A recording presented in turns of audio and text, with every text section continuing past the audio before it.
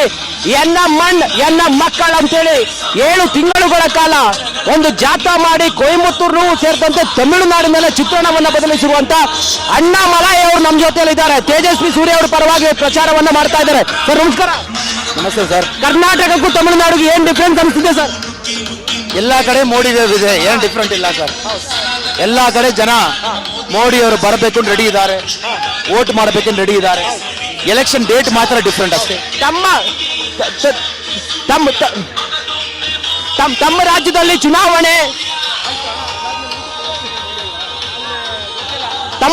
ಚುನಾವಣೆ ಮುಗ್ದಾಗಿದೆ. ಹೆಂಗಿತ್ತು ರೆಸ್ಪಾನ್ಸು ಜನರದ್ದು? ಚುನಾವಣೆ ಆದ ನಂತರ ಜನರ ಪ್ರತಿಕ್ರಿಯೆ ಹೇಗಿದೆ?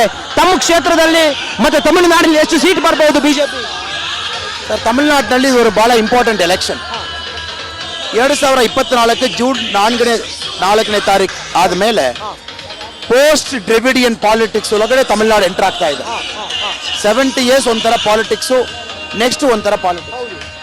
ಅದಕ್ಕೆ ಬಹಳ ಇಂಪಾರ್ಟೆಂಟ್ ಎಲೆಕ್ಷನ್, ಇನ್ಫ್ಲೆಕ್ಷನ್ ಪಾಯಿಂಟ್ ಅದು. ಬಿಜೆಪಿ 25% ವೋಟ್ ಶೇರ್ ಬರ್ತದೆ, NDA 35% ವೋಟ್ ಶೇರ್ ಬರ್ತದೆ.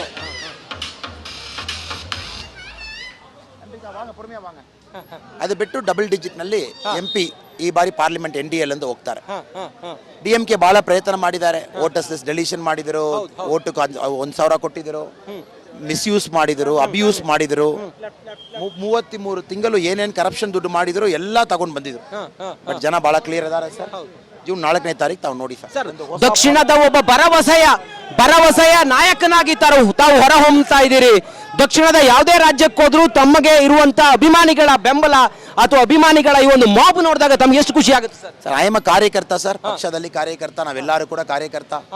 ನನ್ನ ಎಲೆಕ್ಷನ್ ಆಯಿತು, ನೆಕ್ಸ್ಟ್ ಬೇರೆ ಕಡೆಯಲ್ಲಿ ನಾವು ಹೆಲ್ಪ್ ಮಾಡ್ತಾ ಇದೀವಿ. ಕೇರಳ ಮುಗಿಸ್ಕೊಂಡು ಬಂದಿದ್ದೀವಿ, ಕರ್ನಾಟಕದಲ್ಲಿ ಇದೀವಿ. ಸೊ ನಮ್ಮ ಪ್ರಕಾರ ಈ ಪಾರ್ಟಿದಲ್ಲಿ ಎಲ್ಲರೂ ಒಂದೇ ರೀತಿಯಲ್ಲಿ ನೋಡ್ತೀವಿ. ಕರ್ನಾಟಕದಲ್ಲಿ 28 ಬರಬೇಕು. ಕಾರಣ ವೆರಿ ಇಂಪಾರ್ಟೆಂಟ್ ಸ್ಟೇಟ್ ಅದು ಬೆಂಗಳೂರಲ್ಲಿ ಒಂದು ಸ್ವೀಪ್ ನಲ್ಲಿ ಬರಬೇಕು. ಯಾವಾಗಲೂ ಕೂಡ ಕಳೆದ ಬಾರಿ ನಮ್ಮ MP ಅವರು 62% ಜನ ವೋಟ್ ಮಾಡಿದ್ದಾರೆ. ಈ ಬಾರಿ MP ಅವರು ಮಾಡಿದ ಕೆಲಸಕ್ಕೂ 80% ಜನ ವೋಟ್ ಮಾಡ್ತಾರೆ. ಅದಕ್ಕೆ ಕಾಂಗ್ರೆಸ್ ಅವರು ಬಹಳ ಡೆಸ್ಪರೇಟ್ ನಲ್ಲಿ ಒಂದು ಕಡೆ ಮೋದಿಜಿಗೆ ಬೈತಾ ಇದ್ದಾರೆ, ಇನ್ನೊಂದು ಕಡೆ ತೇಜಸ್ವಿ ವಿರುದ್ಧ ಸುಳ್ಳು ಆರೋಪ ಮಾಡ್ತಾ ಇದ್ದಾರೆ, ಇನ್ನೊಂದು ಕಡೆಯಿಂದ ಫೇಕ್ ಗ್ಯಾರಂಟಿ ಕಾರ್ಡ್ಸ್ ಕೊಡ್ತಾ ಇದ್ದಾರೆ. ಇದೆಲ್ಲ ಕೂಡ ಜನ ಏಪ್ರಿಲ್ 20ನೇ ತಾರೀಕು ಮಟ್ಟ ಹಾಕ್ತಾರೆ. ಮತ್ತೆ ಇನ್ನೊಂದು ವಿಚಾರ ಸರ್, ಈಗ ಈ ಚುನಾವಣೆಗಳು ಮತ್ತೊಂದೆಲ್ಲ ನೋಡಿದಾಗ ಮೋದಿ ವೇವ್ ಕರ್ನಾಟಕ ಸೇರಿದಂತೆ ದಕ್ಷಿಣದ ಎಲ್ಲಾ ರಾಜ್ಯಗಳಲ್ಲೂ ಕೂಡ ಹಾಗೆ ಇದೆ ಅಂತೇಳಿ ಅನ್ಸುತ್ತೆ ತಮಗೆ? ಸರ್ 100% ಸರ್, ಅಷ್ಟು ಕೆಲಸ ಮಾಡಿದ್ದಾರೆ. ತಮಿಳುನಾಡಿನಲ್ಲಿ ತಾವು ನೋಡಿ ಏಪ್ರಿಲ್ 19ನೇ ತಾರೀಕು ಎಲೆಕ್ಷನ್ ಆದ ಮೇಲೆ ಇಂಡಿ ಅಲಯನ್ಸ್ ಶಾರ್ಟರ್ ಆಗಿದ್ದಾರೆ.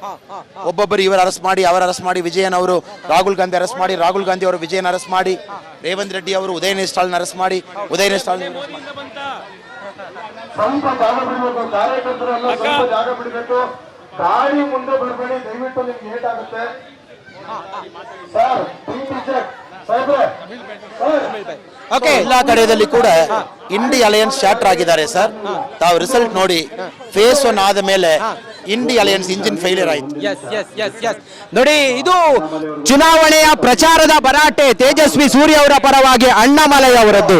ಕ್ಯಾಮರಾ ಪರ್ಸನ್ ಮಂಜು ಜೊತೆ ನಾನು ರಂಜಿತ್ ಶಿರಿಯಾರ್, ರಿಪಬ್ಲಿಕ್ ಕನ್ನಡ, ಬೆಂಗಳೂರು.